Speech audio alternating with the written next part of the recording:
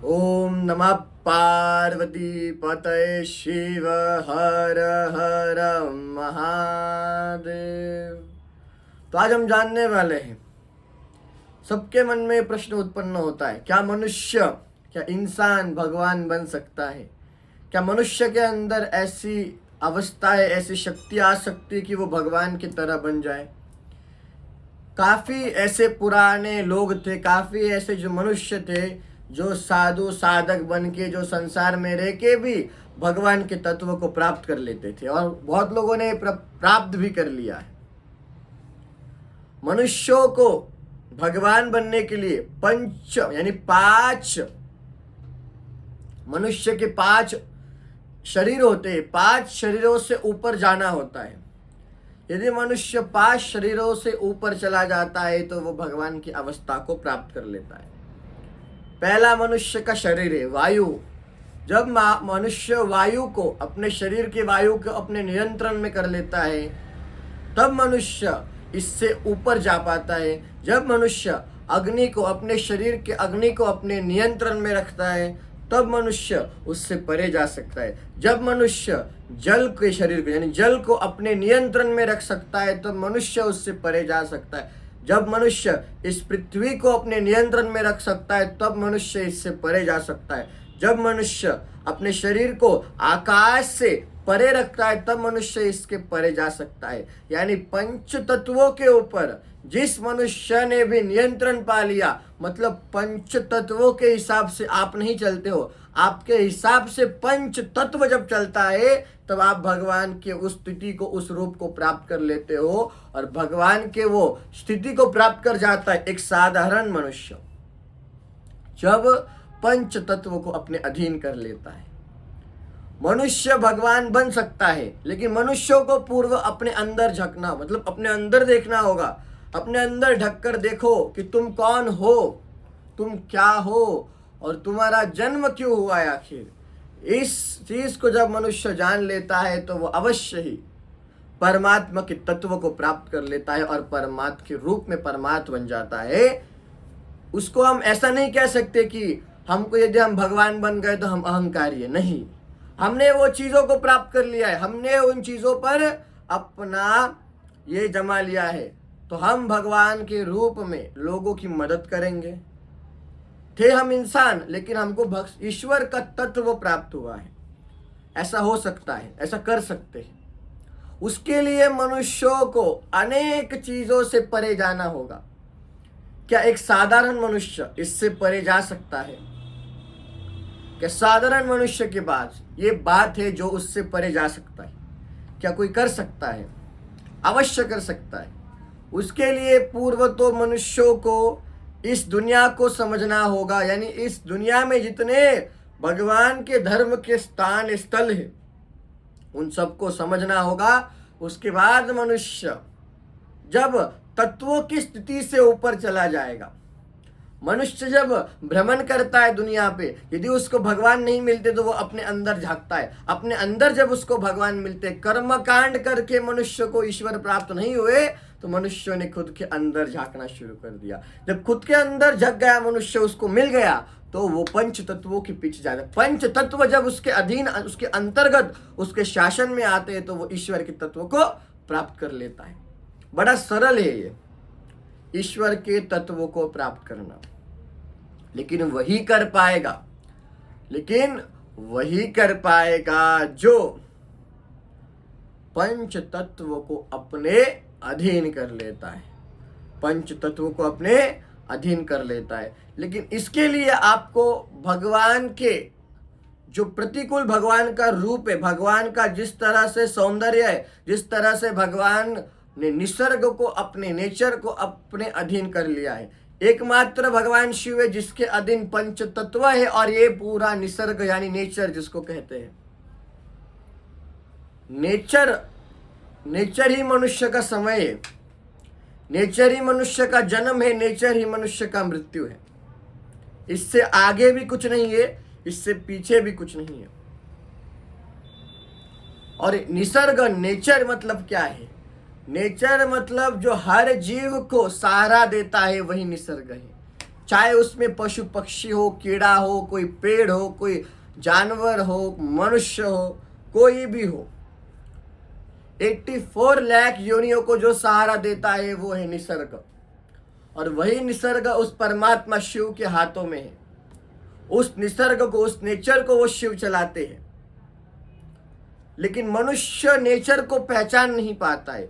इसी कारण से मनुष्य मनुष्य ही रह जाता है और मनुष्य जीवन लेकर, मनुष्य बनकर मनुष्य ही मर जाता है। वो जान नहीं पाता है। मनुष्यों ने कभी जाना नहीं कि मृत्यु के बाद क्या होता है।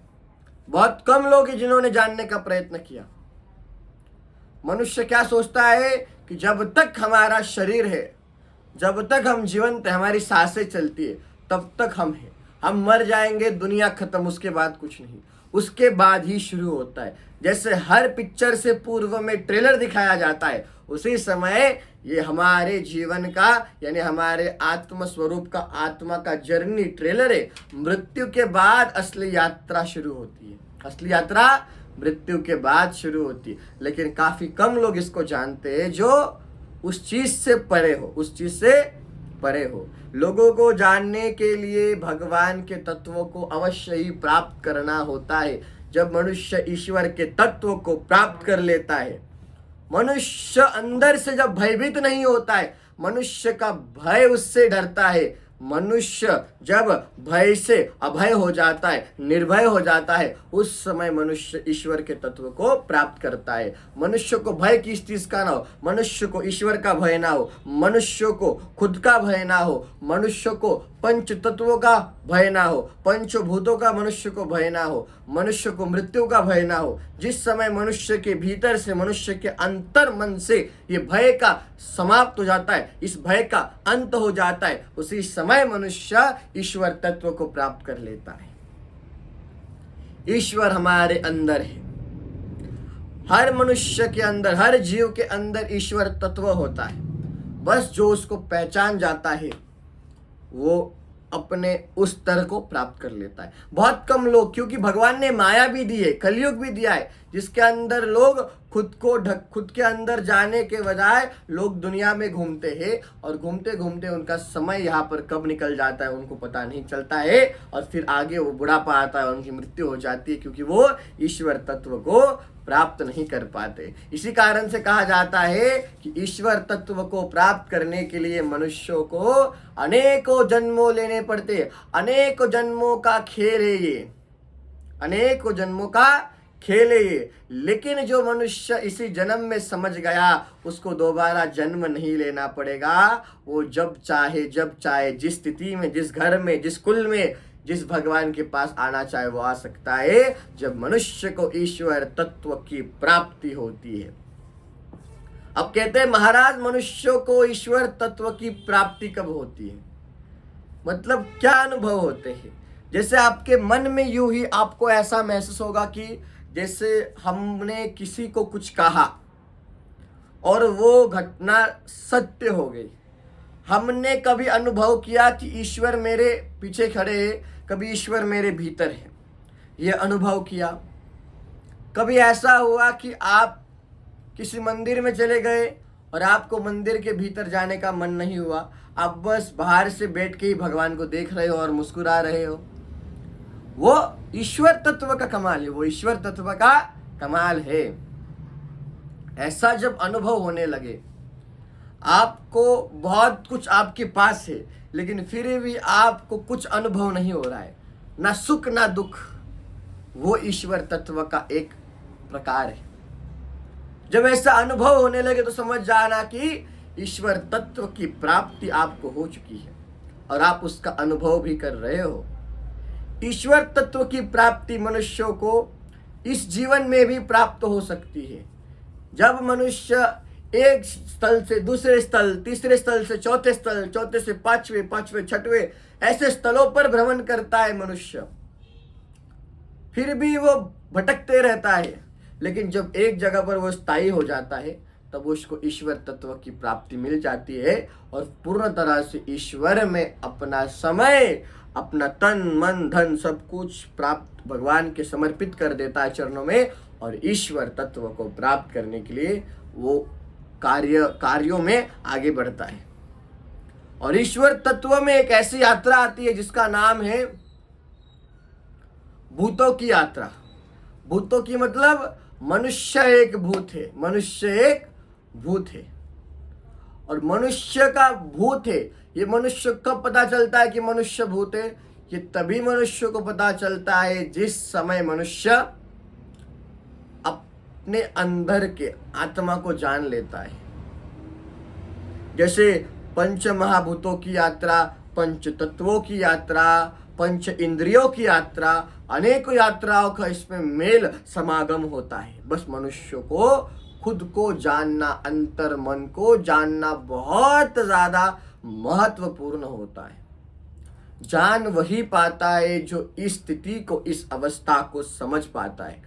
कठिन है कलयुग में इसको प्राप्त करना, ईश्वर तत्व को, लेकिन असंभव नहीं है, संभव भी है, संभव भी है। इसलिए कहते हैं कि जीते जी, अभी जीवित हो, जवान हो, आपके पास समय है, आप ईश्वर तत्व को प्राप्त करने के लिए कार्यरत हो जाओ, आपका समय उसमें लगाओ। पैसा सब कमाते हैं, सब कुछ सब करते हैं, लेकिन ईश्वर तत्व को जानना बहुत कम लोग जानते हैं, बहुत कम लोग जानते हैं। संसार में रह के भी ईश्वर तत्व को प्राप्त कर सकते हो, सब कुछ करके भी ईश्वर तत्व को प्राप्त कर सकते हो। इस बात को अवश्य याद रखना, इस बात को अवश्य याद रखना। कृपया करके ये वीडियो ध्यान से सुनना, इसके अंदर क्या क्या बताया गया है इसको ध्यान से जानना। कृपया करके ईश्वर तत्व के प्रति आप कार्यरत रहना और इसके ऊपर आप काम करना। ये वीडियो कैसा लगा अवश्य बताना। हर हर महादेव।